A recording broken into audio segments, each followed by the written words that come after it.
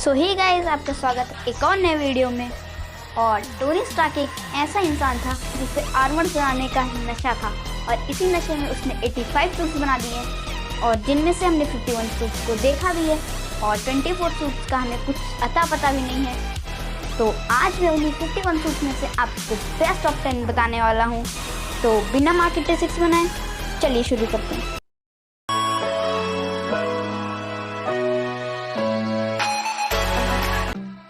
बात करते हैं नंबर 10 की, जो कि मार्क 5। ये आर्मर इस लिस्ट में अपनी जगह इसलिए बना पाया क्योंकि ये एक सूटकेस के फॉर्म में और इसे कहीं भी कैरी किया जा सकता है, इसलिए किसी को शक भी नहीं होगा कि आपके पास क्या है।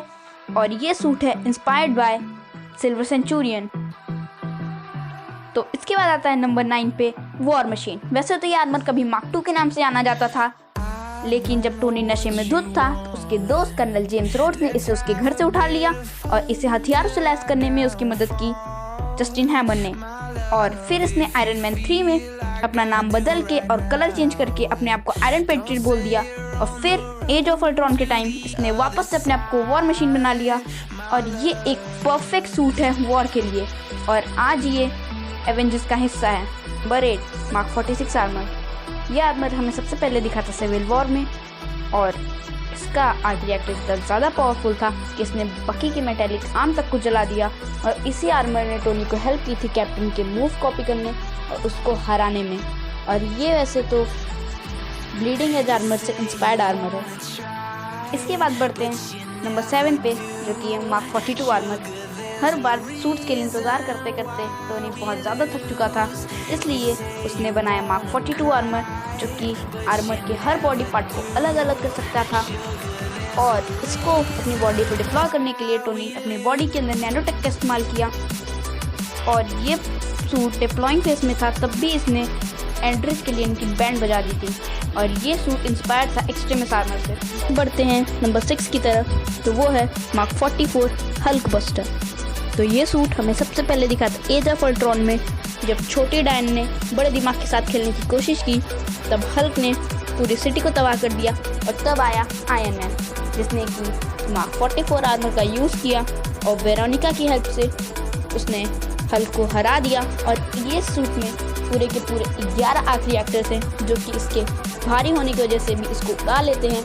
और ये पूरा 11 फीट लंबा है, मतलब कि हल्क से 3 फुट लंबा। और वेरोनिका इसके आसपास रहती है, जैसे कि अगर हल्क ने इसके किसी भी पार्ट को तोड़ दिया तो ये उसे तुरंत रिप्लेस कर देती है दूसरे पार्ट से।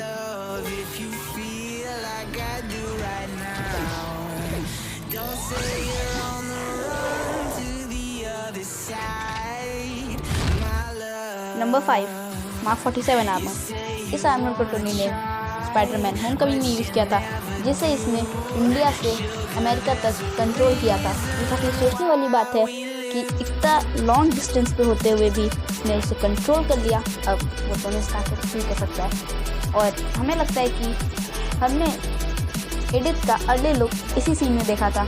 और जब यहाँ पे पेरी में कांड कर दिया था स्पाइडरमैन ने, तब यहाँ से टोनी से बचाता है और उसके बाद स्पाइडरमैन की बैंड बजा देता है।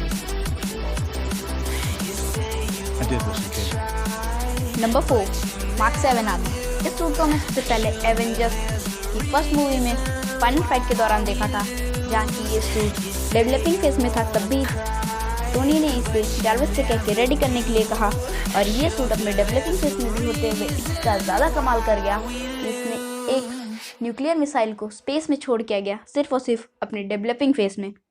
और इसमें हमने सबसे पहली बार प्लाज्मा चार्ज रिपल्सर और साइड विंडर्स देखे थे।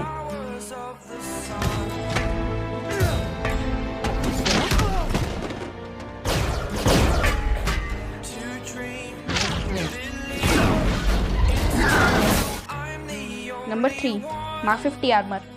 इस आर्मर को हमने सबसे पहले इन्फिनिटी वॉर में देखा था, जहाँ टोनी ने इसे पहले ब्लैक ऑर्डर और उसके बाद थैनोस के खिलाफ यूज़ किया।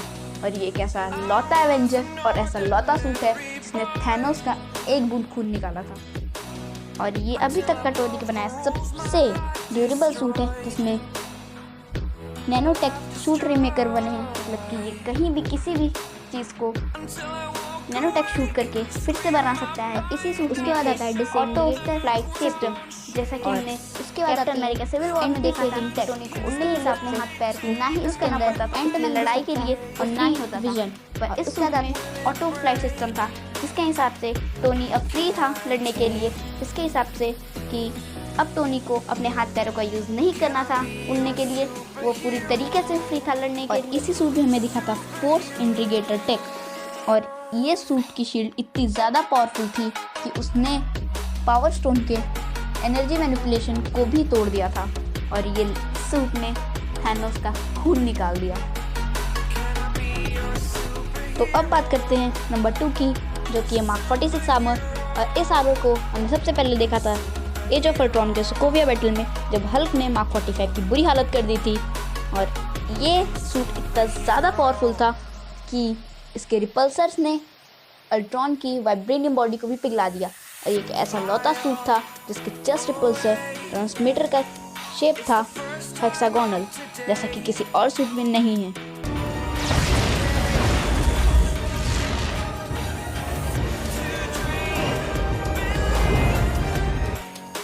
तो नंबर 1 पे पढ़ने से पहले मैं कुछ ऑनरेबल्स मेंशन कर देना चाहता हूँ, जो कि धाकड़ तो थे लेकिन इस लिस्ट में अपनी जगह नहीं बना पाए। तो सबसे पहले आता है रेस्क्यू आर्मर, जिसे हमने एंड गेम में देखा था पेपर को पहनते हुए।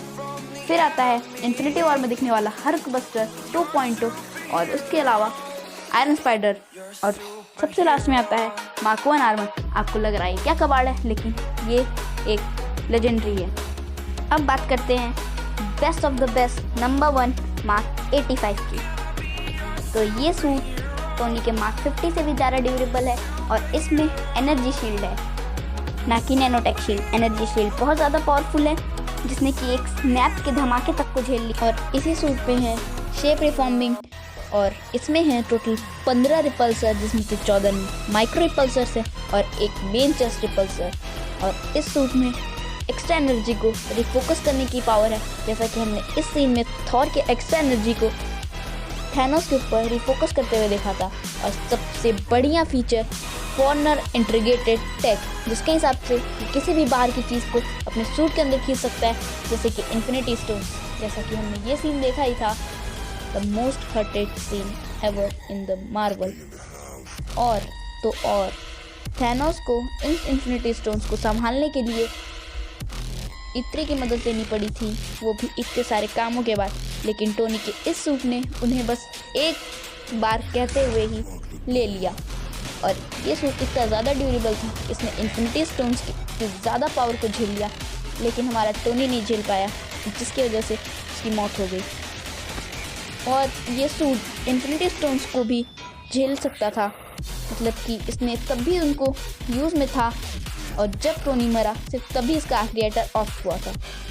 सो गाइज, ये थे ऐसे 10 आर्मर जो कि आज तक के सबसे बेस्ट आर्मर्स हैं टोनी के बनाए हुए। और मैं नहीं जानता कि मार्क 51 से मार्क 84 तक के आर्मर अभी तक कहाँ हैं, और मुझे लगता है कि इन 5 सालों में टोनी ने वो 24 आर्मर बनाए होंगे, और वो कहीं ना कहीं तो होंगे ही। और मुझे लगता है कि इस चीज़ को हमें आगे जाके पता चलेगा आर्मर बॉट में। और अगर आपको वीडियो पसंद आई हो तो इसे लाइक कर दीजिए, और अगर आप चैनल पर गलती से भी कहीं से भी नए आ गए हों तो इसे सब्सक्राइब किए बिना अगर गए तो आपको इस गरीब की बद्दुआ लगेगी। और अगर इतना कर दिया है तो अपने दोस्तों के साथ शेयर कर दो, और फिर हम मिलते हैं ऐसे किसी इंटरेस्टिंग वीडियो के साथ। तब तक के लिए बाय बाय।